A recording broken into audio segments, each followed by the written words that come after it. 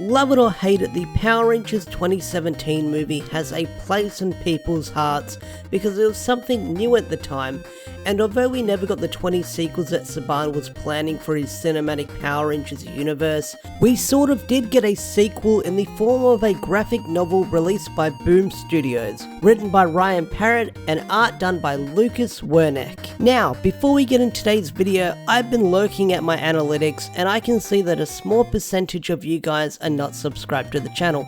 So it would mean a lot to me if you guys could hit that big red subscribe button and turn on notifications so you never miss a video. With that said, on with the video. So AfterShock takes place 1 week after the events of the movie, and Angel Grove is in ruins and people are in camps trying to rebuild, which I really do like because the events that took place in the movie with all the destruction, all the ruin, all the giant monster battles that took place, that has consequences and people are trying to rebuild. So I do like that. I do like that there are consequences for the events leading into this graphic novel. That's really cool. I do like it when we see stuff like this, like nothing gets swept under the rug and they rebuild like a week later, like everything's fine. No, in this graphic novel, Ryan is showing that there are consequences for what happened in the events of the movie. While this is going on, we've got a company or a organization called Samaritan Relief, which is secretly a part of the agency Apex. Now, I'll get to Apex in a bit because I've got some thoughts about them when we get to the end of this comic, so let's move on for now. So while this is going on, the Rangers are fighting off the remaining putties that are energized left of Goldar's power, and Jason is struggling to lead his team while the team adjusts to their new powers.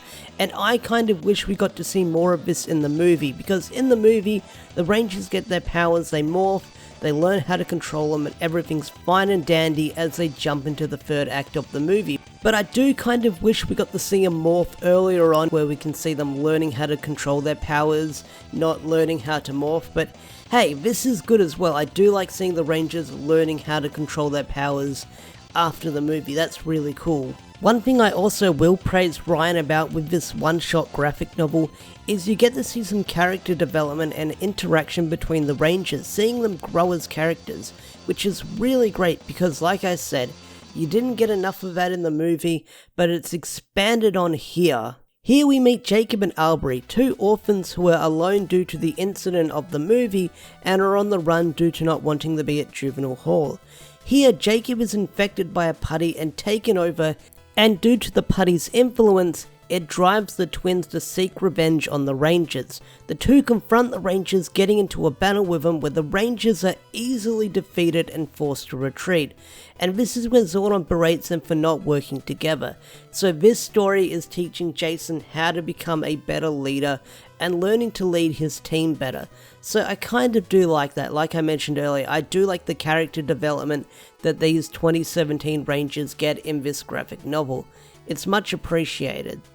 So to keep this video short and to keep your attention span, to wrap things up, the two twins are both infected by the putties, forming a giant putty which initiates a Megazord battle with the Rangers and the putties. The Rangers defeat the putty by freezing it and freeing the twins, but this is where they're confronted by Melanie, who works for Apex. Now Melanie Shear works for Apex, and Apex is an interesting government company where they say they don't like aliens fighting their battles without oversight, and saying that if the Rangers step out of line, they'll use bigger toys next time.